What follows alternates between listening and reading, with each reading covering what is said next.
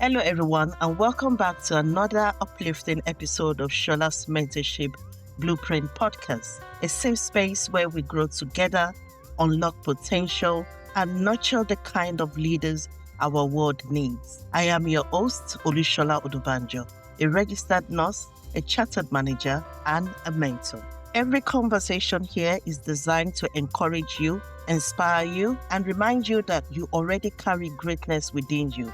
We're just here to bring it out. Today's conversation is going to get real.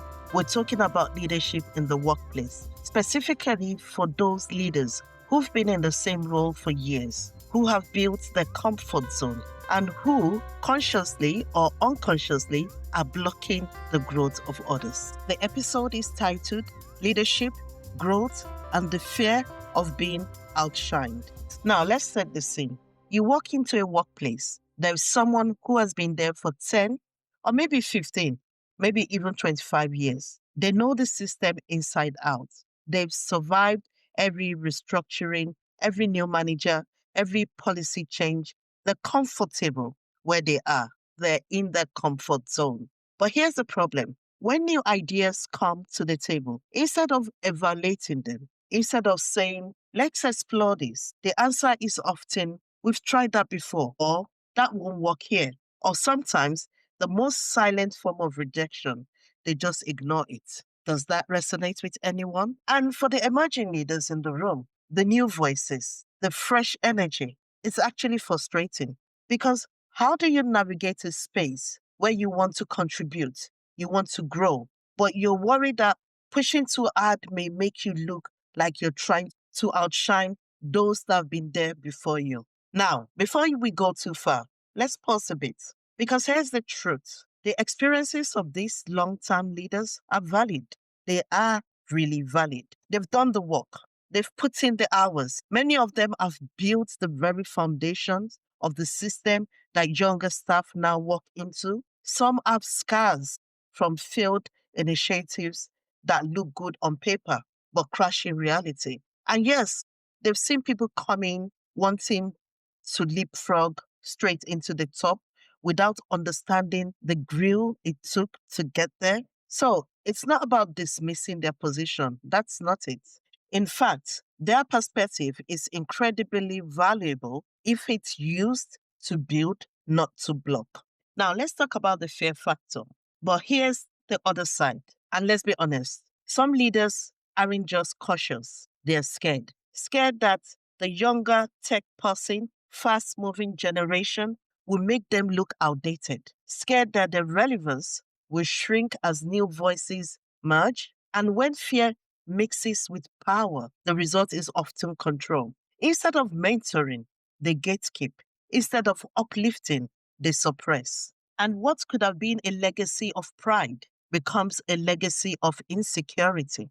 But here's the truth. True leadership is not measured by how long you sat in a chair. It's measured by how many people you've raised to sit in chairs beside you. Let's talk about the struggle of emerging leaders. Now, let's switch sides now.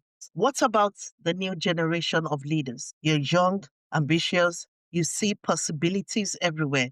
You want to contribute, but you also don't want to come across as an arrogant or someone who is trying to do too much. So you sit there, shrinking yourself. You dim your light because you don't want to outshine. You wait for permission that never comes, and slowly your energy starts to fade. I want you to listen carefully and closely. If you don't step into your potential, the workplace doesn't just lose your ideas, it loses its future. Do I sense a tension there? Okay, let's talk about navigating the tension. So, how do we bridge this gap? How do we honor the past without being trapped by it? And how do we grow into the future without actually bulldozing those who came before us? Here are some thoughts. What I would say is number one, approach with humility and not hostility. What does that mean? When you bring an idea, frame it with respect for the history. Like, say, I know we may have tried something similar before, but with today's tools and resources, I think it could work differently. To me, that actually disarms or maybe cancel the automatic "we tried it before" response. Number two, ask for stories, not just instructions. Experienced leaders often want to be heard. Instead of pushing ideas only, ask like, can you share how this was handled in the past? Listening actually builds bridges. The third idea, document your contributions. Even if your ideas is shut down, write it, present it, leave a trail, because growth isn't just about today. It's about building credibility for tomorrow. A message to leaders restricting growth. If you've been at your decks for years, if you know the system inside out, if you're comfortable, that's actually fine. Truly, it's fine. You've earned your spots. But hear this, comfort should not equal stagnation. If you don't want to grow, that's your choice. But please don't hinder or restrict those who do. Don't clip the wings of people who have the courage to fly. In fact, it should be your pride, because when your mentee, your juniors, your assistant rises and become a leader, that's your legacy. That's proof that your leadership was real. Remember this, I always say it, power is temporary, but impact is permanent. Now, this is to emerging leaders. Don't let fear silence you. Speak, share, contribute with respect, but also with boldness. And for the experienced leaders, your greatest honor is not in holding the seat, it's actually in preparing others to sit in it. Growth isn't a competition, it's a relay. You don't lose by passing the baton, you win by ensuring the race continues. So, whether you're at the start of your career or decades into it, ask yourself, am I actually restricting growth or am I building it? Because at the end of the day, the legacy you leave won't be about how high you've climbed.